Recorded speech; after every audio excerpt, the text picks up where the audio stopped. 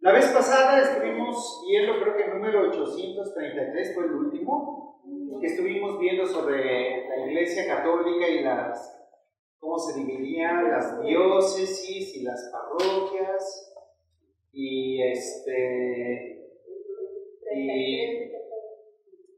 cuántas diócesis hay en México, incluso vimos el dato. A ver, ¿alguien se acuerda cuántas? ¿Cómo cuántas? Diócesis. ¿Cuántas diócesis hay en México? En la República Mexicana. No, eso es en Brasil, que es el país que tiene más diócesis, ¿verdad? Más obispos, porque cada diócesis es un obispo. A ver.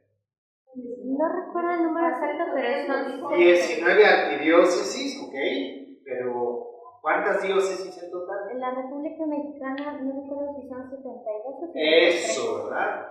Alrededor de 72, punto que hoy o mañana haya una nueva, pero por lo pronto son 72 diócesis, de las cuales 19 son arquidiócesis. Es decir, alrededor de esas 19 se van agrupando las otras diócesis. Bueno, eran datos curiosos, no es algo que ustedes tengan que saber, ¿verdad? República Mexicana, sí.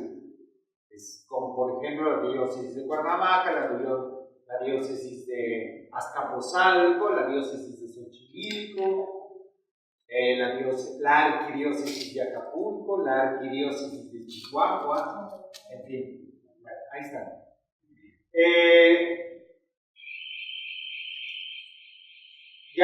Creo que ya no vimos el número 834, hasta ahí nos habíamos quedado, ¿verdad? Bueno, vamos a leer el número 834 precisamente. Lupita, por favor. Las iglesias particulares son plenamente católicas gracias a la comunión con una de ellas. La Iglesia de Roma, que preside en la caridad, porque con esta iglesia, en razón de su origen más excelente, debe necesariamente acomodarse toda iglesia, es decir, los fieles de todas partes. En efecto, desde la venida a nosotros del Verbo encarnado, todas las iglesias cristianas de todas partes han tenido y tienen a la gran iglesia que está aquí en Roma como única base y fundamento, porque según las mismas promesas del Salvador, las puertas del infierno no han prevalecido jamás contra ellas. Bueno, acuérdense que habíamos hablado de la iglesia es católica en varios sentidos. Uno de los sentidos es en el sentido en el que se proclamó en el día del concilio de Constantinopla, ¿verdad? Hace muchos siglos, en el siglo IV. En el sentido de que es universal. Y en ese sentido, la iglesia es católica. Nuestra iglesia católica es católica, no solo de nombre, sino porque en realidad es iglesia universal. Pero les decía que los ortodoxos, ellos también se llaman a sí mismos católicos, en el sentido de que siguen siendo una iglesia universal. Acuérdense que otro aspecto, otro sentido de iglesia católica es ese, ¿verdad? Incluye a todos. Nadie está excluido de pertenecer a la iglesia católica. Ninguna raza, ninguna lengua, ninguna nación, todos pueden pertenecer a ella. Pero también es católica, este es el otro sentido de católico, porque es católico, porque tiene todo lo necesario para nuestra salvación. Entonces, esos son los dos sentidos de iglesia católica. Pero una característica adicional de la iglesia católica es estar en comunión con Roma. ¿Por qué? Porque es la sede de Pedro, desde la que siempre se ha reconocido la primacía de Pedro. Aun cuando esta primacía, especialmente en el cisma de Oriente, quedó malentendida. Ya habíamos hablado de esto. Primera entre iguales, dicen los ortodoxos. Y de hecho, así era la tradición. La iglesia de Roma, la diócesis de Roma, era la primera, pero entre iguales. No había un sentido de superioridad por parte del Papa. Pero en la Edad Media, especialmente en la ruptura con la Iglesia Oriental, el argumento era ese precisamente, que la Iglesia de Roma, el Papa, el obispo de Roma, tenía una superioridad absoluta y total sobre las demás iglesias. Y esto fue lo que los ortodoxos no terminaron de aceptar. Hasta la fecha, sí, en la Iglesia Católica, que es la iglesia que ustedes conocemos, a la que pertenecemos, efectivamente el Papa tiene una supremacía total. El Papa es el que determina qué obispo queda en qué lugar. El Papa es el que da el código de derecho para todas las iglesias. El Papa es el que, en fin, tiene la autoridad absoluta, plena y total. Mientras que en las iglesias orientales no. La autoridad absoluta la tienen solamente los patriarcas. Recuerden que vimos también en la clase pasada lo que eran los patriarcas, que eran las cabezas de las grandes iglesias, que originalmente eran 5. ¿Cuáles eran esos 5 patriarcados? El primero en tiempo fue Jerusalén, efectivamente. Pero después aparecieron Alejandría, Antioquía, el de Atenas, sí, finalmente, también Roma, ¿verdad? De hecho, no finalmente por último, pero sí, finalmente también tenemos a Roma. Son los 5 grandes patriarcados. De los 4 patriarcados se fueron dividiendo y haciendo más patriarcados hasta la fecha. Creo, si más no me equivoco, son como 20 patriarcados en total, reconocidos por todas estas iglesias. Mientras que nosotros somos un único patriarcado en donde el Papa sigue siendo la autoridad total. Bueno, hasta aquí vamos a llegar sobre la Iglesia Católica en lo que se entiende por Iglesia Católica. Vamos a ver quién pertenece a la Iglesia Católica, número 836. Todos los hombres, por tanto, están invitados a esta unidad católica del pueblo de Dios. A esta unidad pertenecen de diversas maneras o a ella están destinados los católicos. Los demás cristianos e incluso todos los hombres en general llamados a la salvación por la gracia de Dios. A esta unidad católica pertenecen o están destinados a pertenecer incluso los hombres en general llamados a la salvación por la gracia de Dios. Una vez más, esta Iglesia Católica, a ella pueden pertenecer todos. Pero sí, Marta, ¿verdad? Pero no ves. No puedo ver. Yo creí que me habías dicho que no. A ver, aquí, ¿quién de ustedes dos puede poner que tiene? Están plenamente incorporados a la sociedad que es la Iglesia. Aquellos que, teniendo el Espíritu de Cristo, aceptan íntegramente su constitución y todos los medios de salvación establecidos en ella y están unidos dentro de su estructura visible a Cristo, que la sigue por medio del sumo pontífice, de los obispos y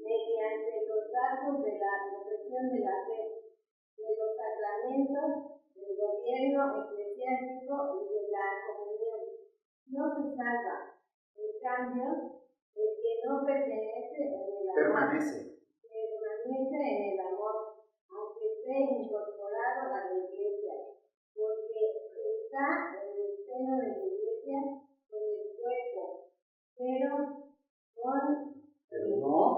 no con el corazón. Fíjense qué bella frase del Concilio Vaticano II.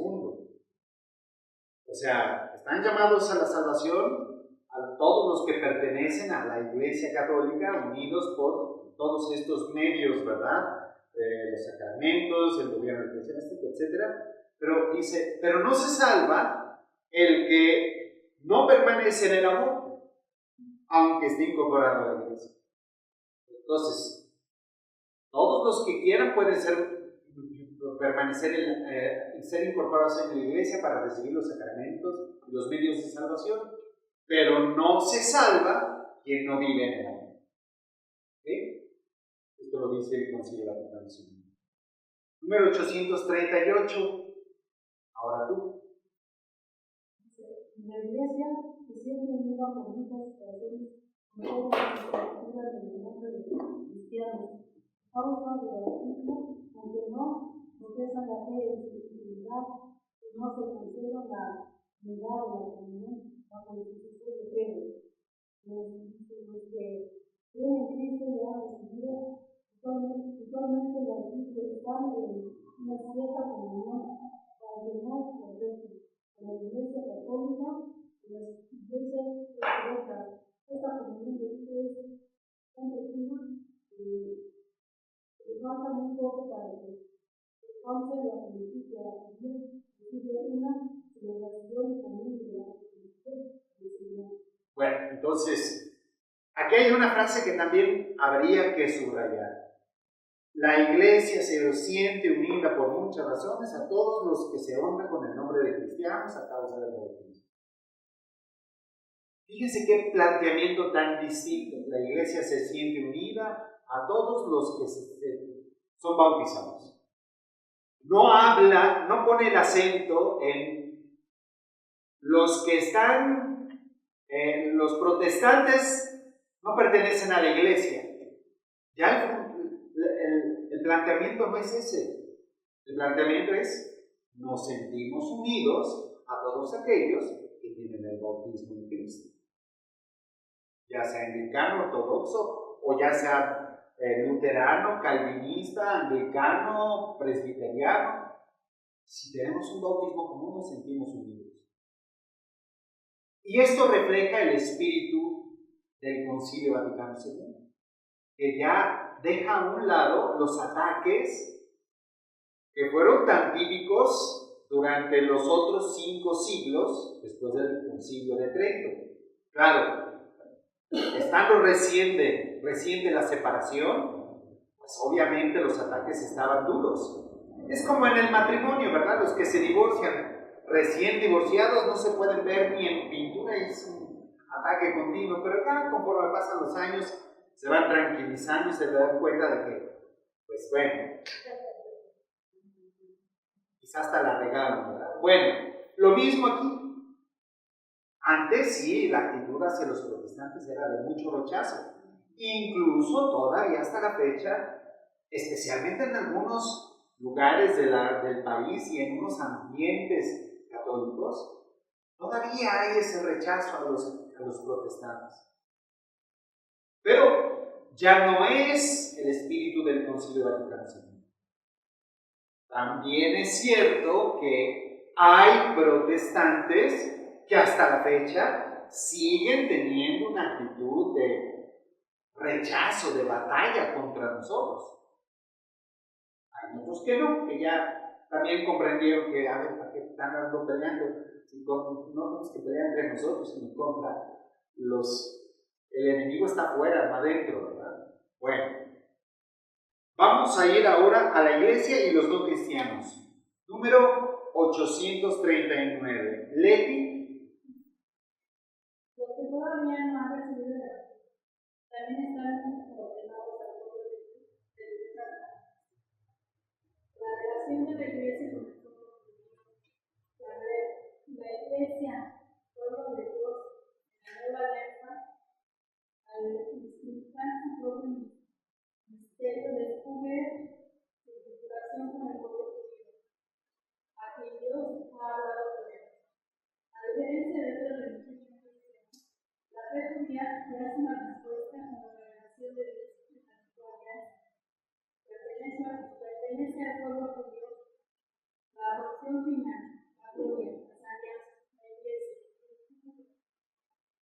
promesas, los patriarcas, de todo lo cual procede Cristo según la carne, que porque los dones en la vocación de Dios son irrevocables.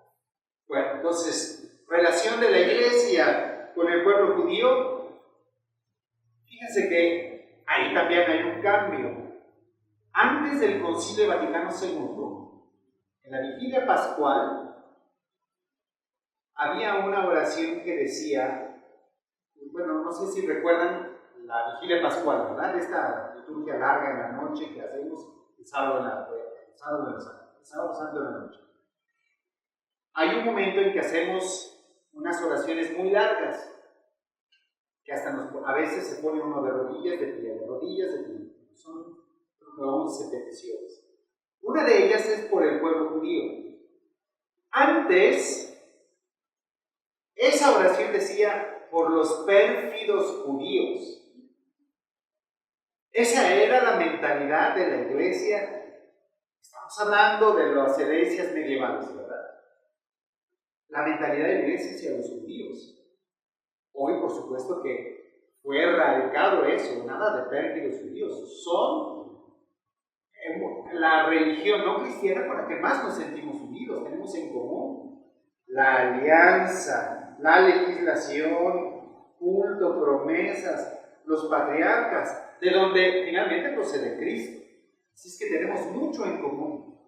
De hecho, yo creo que un buen cristiano tiene que saber muy bien qué es un judío, conocer bien a fondo la religión judía, sus fiestas, sus tiempos, su historia. Qué bueno que algunos de ustedes están estudiando Sagrada Escritura para conocer más a fondo de dónde venimos. Tan solo la misa. ¿De dónde viene la misa?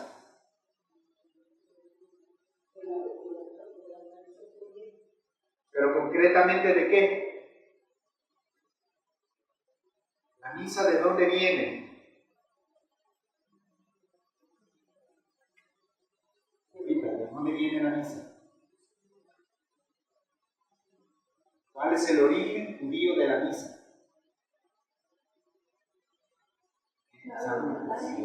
¿Eh?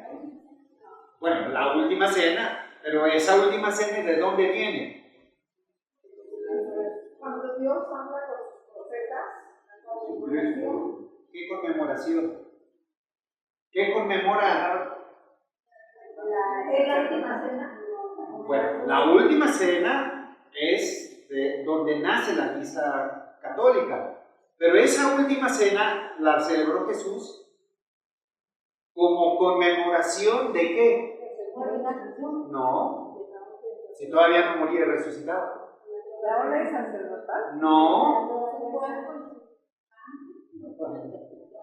¿De cuál Pascua?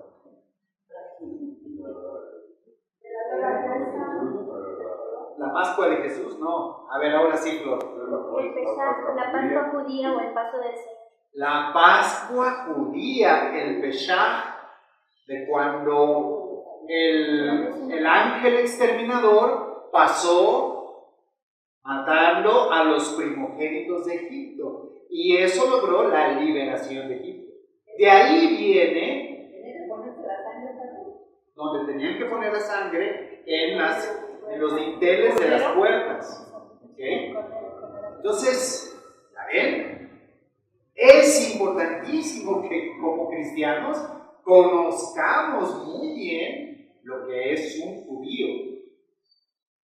Es importantísimo. Si no, luego queda muy en el aire lo que somos. Bueno.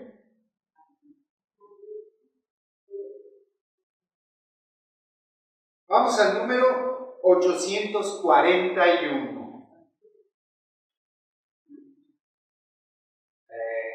Sí, por favor.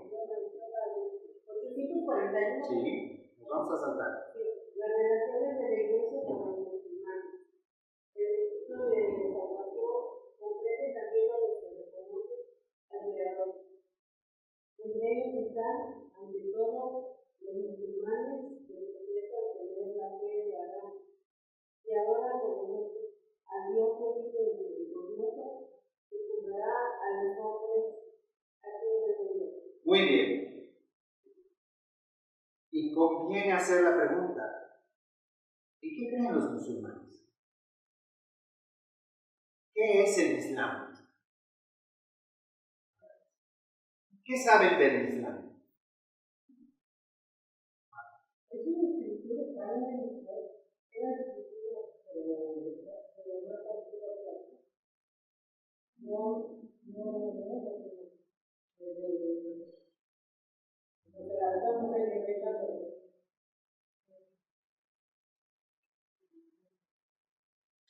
A ver, Olivia, ¿qué sabes del Islam?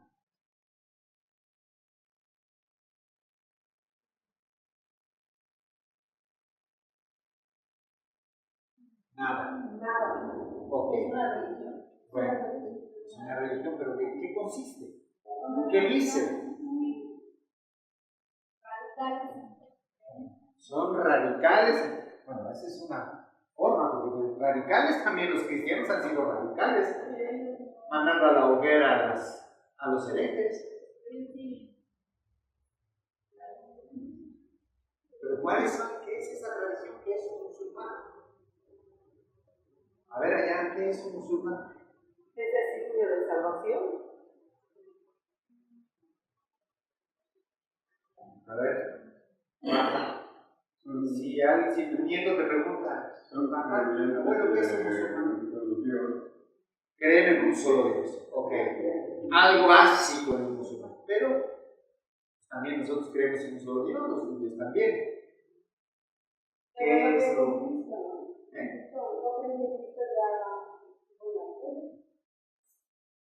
De hecho, creen en Jesús como un profeta. ¿Qué sabes tú de los musulmanes? ¿Qué es un musulmán? Creen en Dios. Alá significa Dios. Creen en Dios. ¿Y qué es el mismo Dios?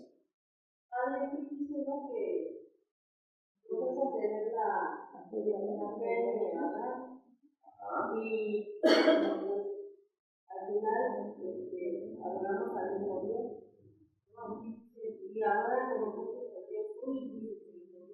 adoran a un Dios único, misericordioso, que tiene como característica el ser misericordioso. No es como un Dios, no sé, azteca, ¿verdad? Que era un Dios cruel, ¿verdad? Que exigía la sangre, ¿verdad? No, este es un Dios misericordioso, ahí tenemos otro punto en común. Y lo último y después dice,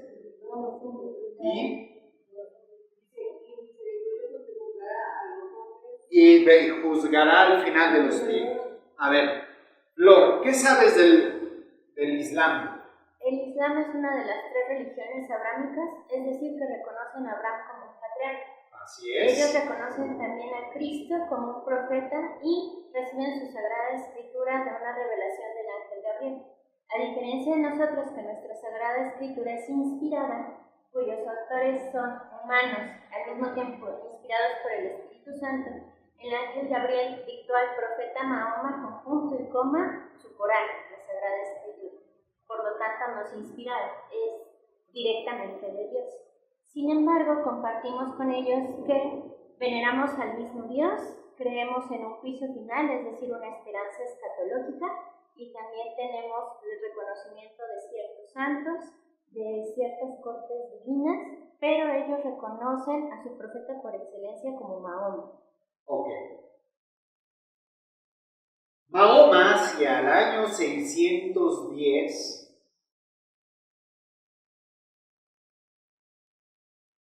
él es un muchacho muy religioso, nació desde muy pequeño quedó huérfano y veía las atrocidades de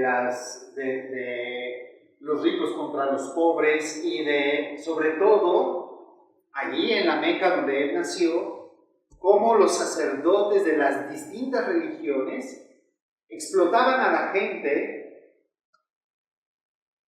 con sus distintos dioses.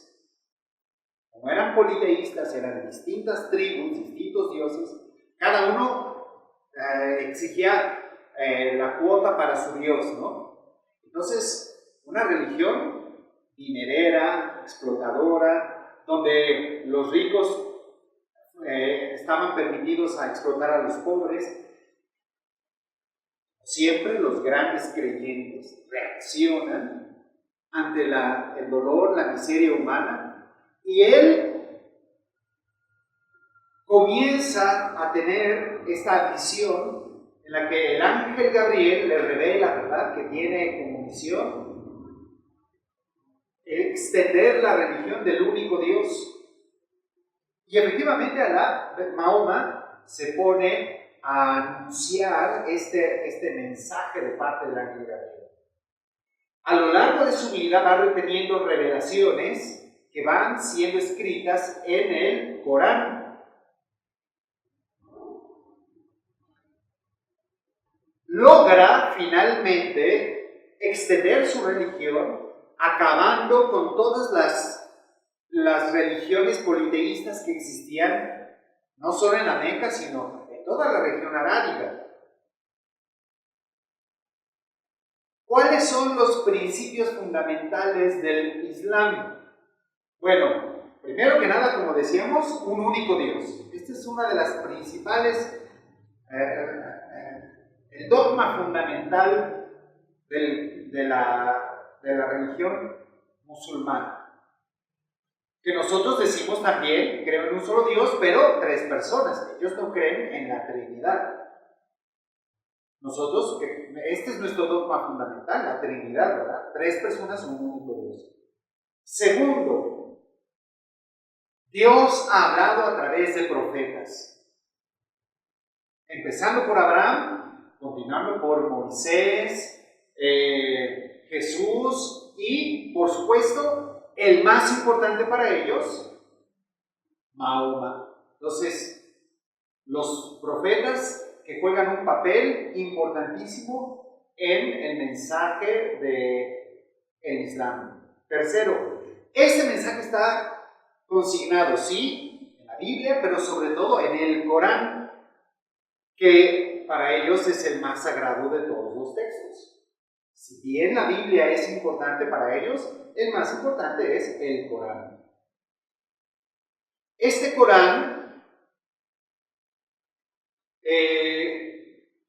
es una serie de afirmaciones como muy sueltas, como textos sueltos, que a diferencia de la Biblia no tienen una secuencia, ¿verdad?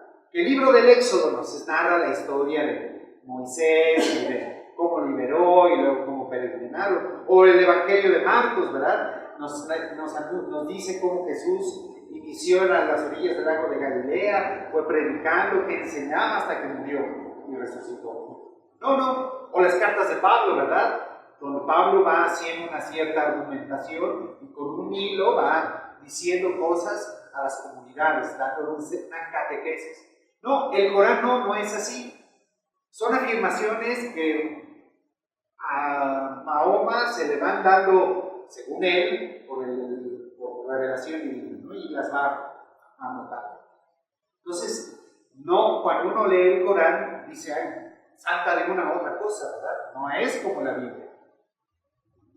Ciertamente, otro elemento importante de la espiritualidad musulmana es el juicio final. Al final, Dios hará un juicio. Dice el Corán, habrá un puente por el cual las personas caminarán. Para unos será un puente ancho y seguro y llegarán al cielo. Para otros será tan delgado como una aguja y se caerán al infierno. Y al final, sin embargo, Dios rescatará incluso a los que están en el infierno. Porque Dios quiere que todos se salven. Entonces, esta es la visión del juicio final en el Islam. Y, último punto, cuenta con 5 elementos en su espiritualidad. Primero, la profesión de fe musulmana, o llamada la Shahada. Esta Shahada consiste en proclamar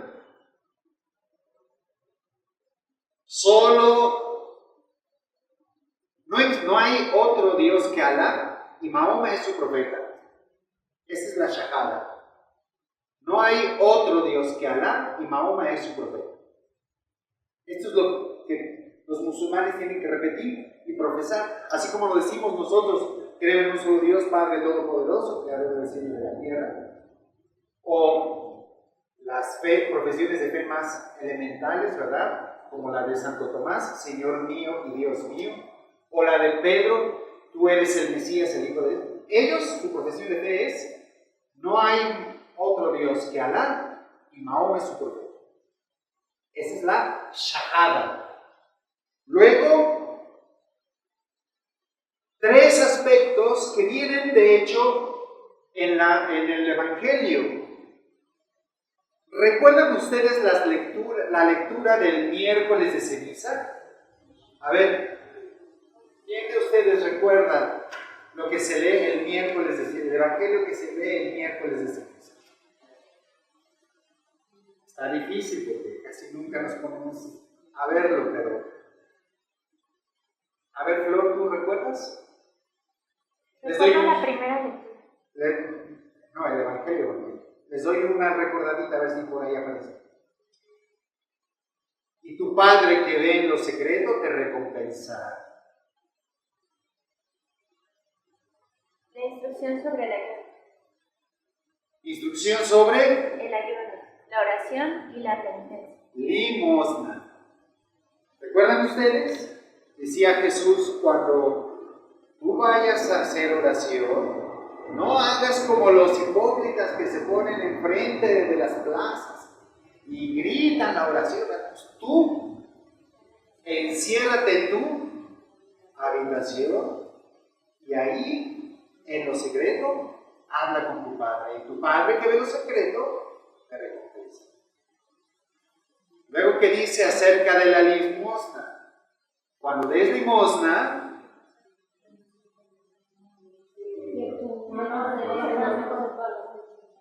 no lo hagas enfrente de todo el mundo para que todos se den cuenta, sino que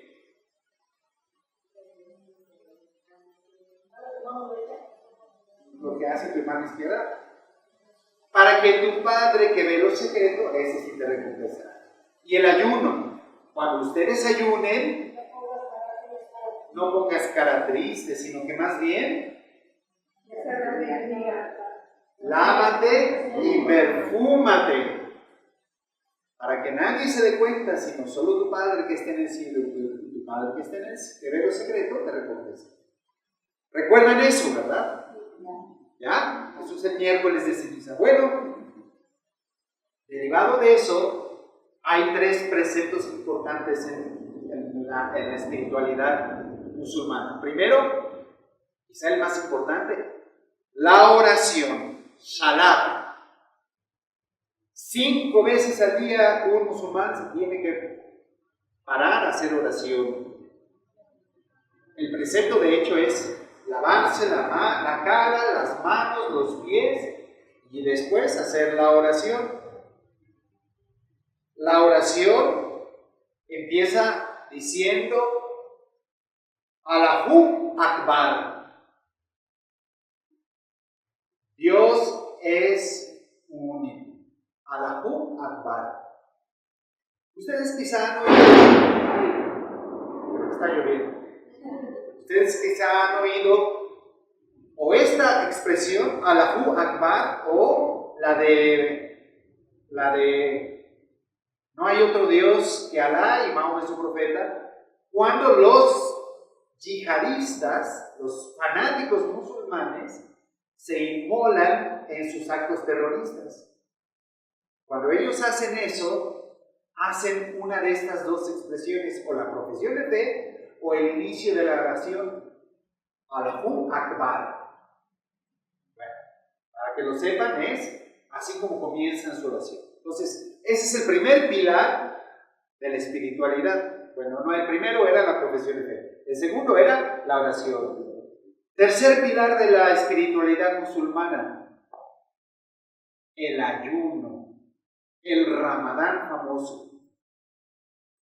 Los musulmanes tienen un periodo al año en el que ayunan durante varios días y desde cuando sale el sol hasta que se pone, no pueden pueden comer, ni beber, ni fumar, nada. Todo el día en ayuno. Luego, y eso se llama el Shaun. Luego, el precepto del zakat, la limosna. También un musulmán tiene que dar limosna. Compartir con la familia, compartir con los amigos, compartir con los pobres y con los más necesitados. Y por último, el último pilar de la espiritualidad, que no todos lo pueden cumplir, evidentemente, es el de la peregrinación a la Meca. Ustedes han oído hablar de eso, ¿verdad? Ahí en la Meca está este cubo, prisma negro, ¿verdad? Donde dan vueltas y vueltas y vueltas. Ahí era el templo originalmente donde iban a dar sus limosnas y sus sacrificios a los sacerdotes politeístas que existían en la Meca. Mahoma acabó con ellos y entonces ese se volvió el centro del culto de los musulmanes. Es el lugar más sagrado. El segundo es Jerusalén. Bueno, para que conozcan un poquito de lo que son los musulmanes, no nos quedemos así como, pues quién sabe. ¿Perdón? Porque para nosotros el único importante es Jesús. De hecho, la Biblia, especialmente en el Nuevo Testamento, en el Apocalipsis, dice que hasta ahí se cierra la revelación y ninguna cosa que venga después será tomada como sagrada. No me acuerdo las palabras exactas, pero búscalo al final del Apocalipsis, ahí te dice. ¿Por qué? O sea, un cristiano puede leer a Mahoma y por supuesto que tendrá cosas importantes que decirnos. Y lo mismo tendrá que decirnos Buda, y lo mismo tendrá que decirnos Confucio o Lao Tse.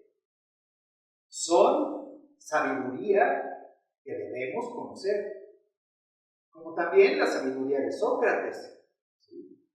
Pero no pueden tener el rango de revelación que tienen para nosotros las Sagradas Escrituras y sobre todo Jesús. ¿Me explico? Puedes leerlo, puedes aprovecharlo, pero por supuesto, por encima de todo están las Sagradas Escrituras, los profetas, ¿verdad? Abraham, Moisés, Isaías, pero sobre todo Jesús. ¿Sí?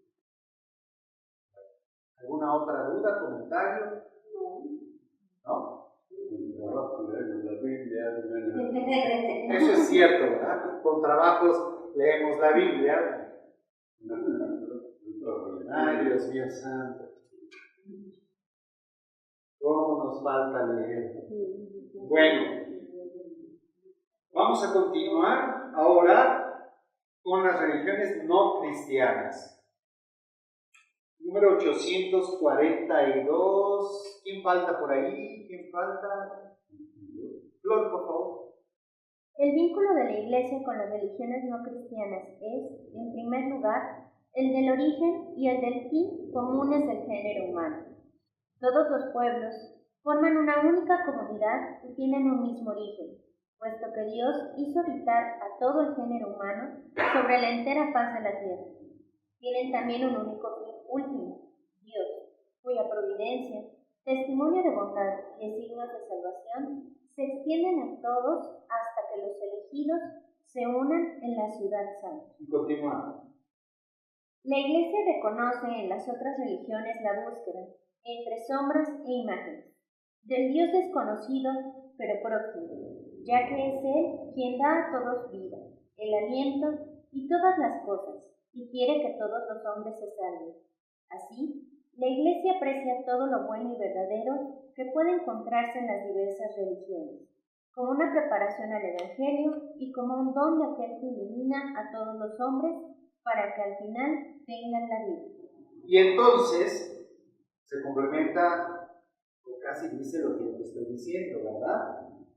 La Iglesia aprecia todo lo bueno y lo verdadero que puede encontrarse en las distintas religiones.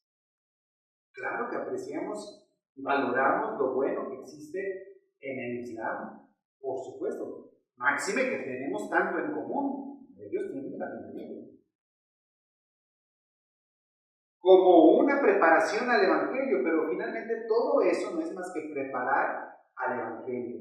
Si eso no te lleva al Evangelio, entonces no te estás sirviendo. Si eso no te lleva a descubrir a un Dios misericordioso que se entregó por ti y que quiere que tú te entregues por los demás, en el perdón, en la misericordia, en el servicio, entonces pues no te estás sirviendo de nada. ¿Me explico? Bueno. Y bueno, hasta ahí lo vamos a dejar y vamos a...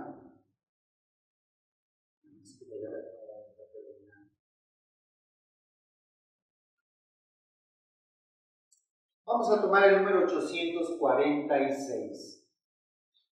¿Quién falta de leer por ahí? ¿Quién se anima?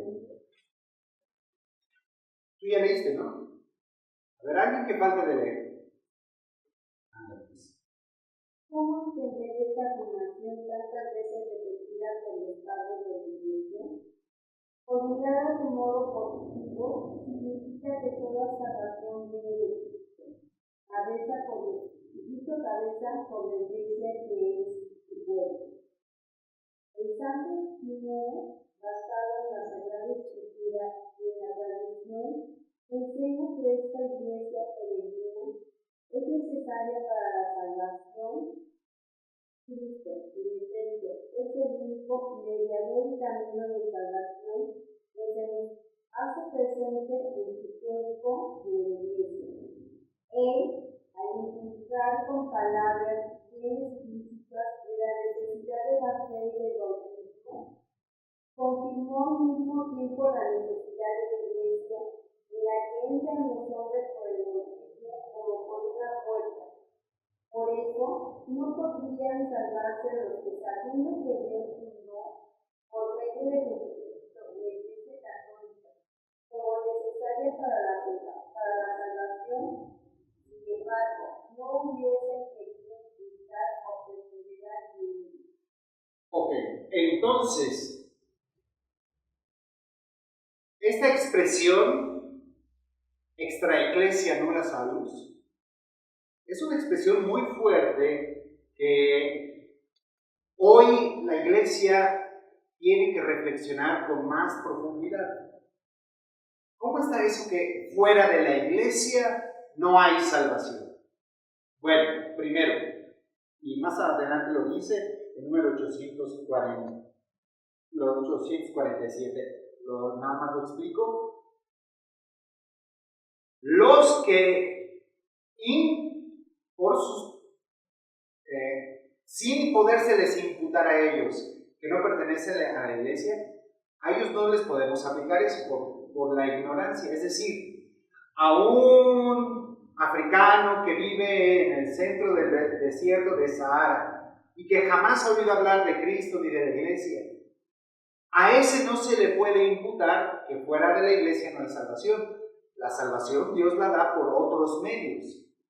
Pero lo que sí dice es, a ver, si a través de la Iglesia se te ofreció el mensaje de Cristo, su mensaje liberador, su mensaje de perdón y de amor, y tú lo rechazas, no puedes tener salvación. Ese es el planteamiento. Es decir, si tú no quieres vivir en el amor de Dios y rechazas ese amor de Dios, no puede haber salvación. Porque precisamente la salvación es vivir ese amor y esa misericordia de Dios. Así es como hay que entender esta expresión de que fuera de la iglesia no hay salvación. En el sentido de que fuera de Cristo no hay salvación, en el sentido de que fuera del amor que Cristo nos manifiesta de parte de Dios, no hay salvación. Si yo rechazo el amor, ¿cómo puedo vivir en el amor? No es más que lógica. Me expresé. A ver, dímelo con tus propias palabras. Porque si yo no estoy dispuesta a aceptar con su amor, él no me va a salvar.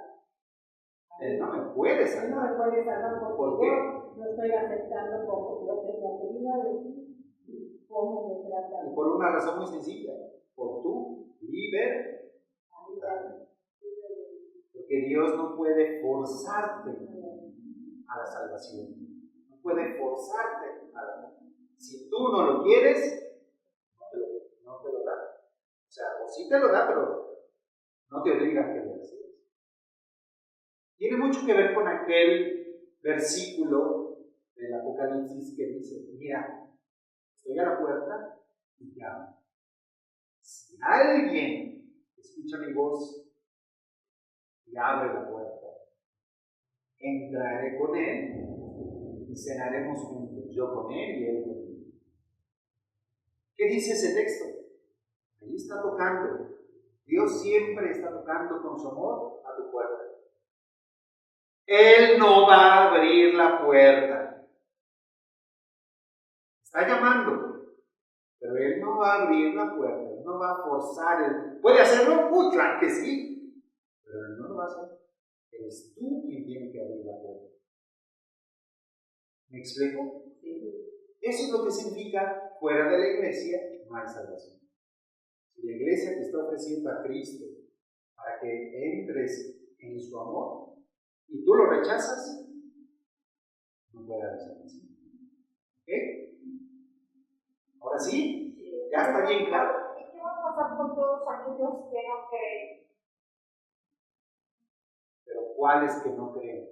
Los africanitos que no conocieron jamás el mensaje del Evangelio, no creen porque ¿cómo van a creer algo que no conocen? ¿Te refieres a esos o a cuáles?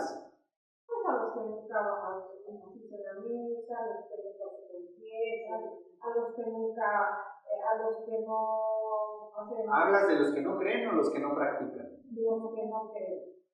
Una cosa es no practicar y otra cosa es no creer. Que no creen que exista la Virgen, que no creen que exista Dios, que no creen que la iglesia tiene paz, que no creen en nada de eso. Pues bueno. Acuérdense de aquello que vimos cuando estábamos en la sección de Cristo, en la sección del juicio. Y de nuevo vendrá con gloria para juzgar a los humanos. No es cierto, no estaba ahí cuando Jesús descendió a los infiernos. ¿Se acuerdan que hablamos de ese texto? ¿Qué decía yo? ¿O qué dice la catequesis sobre ese Jesús descendió a los infiernos? ¿A qué descendió a los infiernos? A anunciar el Evangelio.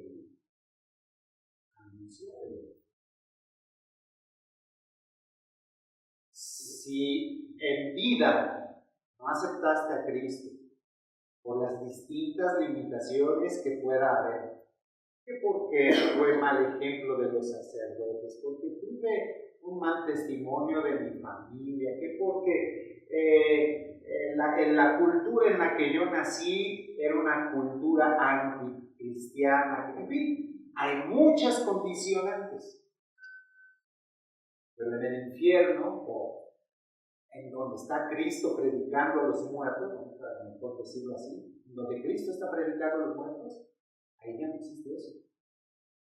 Hay una gracia especial que es la de la claridad de haberte librado ya de las cosas pasajeras, de las cosas mundanas, y entender con mayor claridad el mensaje de Jesús. Si ahí también rechazas a Jesús, ¿Cómo ayudarte? pues es que si ya libre de todo trauma, libre de todo prejuicio, libre de todo, con toda tu claridad, con toda tu inteligencia, con toda tu libertad, le dices no a Dios. Estoy a la puerta y llamo. Si me abres, entraré. Si no, será. Porque Dios es tan misericordioso que todavía, estando en los muertos, baja para Descendió a los infiernos, dice el catecismo. para que todavía nos da esa oportunidad de entregarnos a Él, amarlo. Se llama en la teología la gracia final.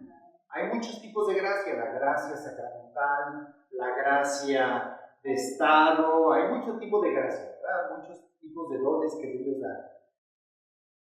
Hay uno que se llama la gracia final, es decir, que al final de tu vida, en el momento del juicio final, Dios te va a dar la posibilidad de un último discernimiento. El discernimiento final, la opción final. Y ahí tú decidirás, ya con toda claridad, si quieres o no quieres. Pero bueno. Pero entonces la apostasía es el que conoce a Cristo, le creyó, pero lo rechaza. En algún momento, ¿esa es la apostasía? Sí. Sí, pero vamos. Aún un apóstata va a tener la posibilidad de una gracia final, una opción final, libre ya. Normalmente las apostasías, o yo creo que normalmente los rechazos hoy por hoy a Cristo, es porque no entiendes, no conoces bien el mensaje. Por eso es tan importante conocer a fondo el mensaje de Jesús. Es una de las cosas que veíamos hace unas clases.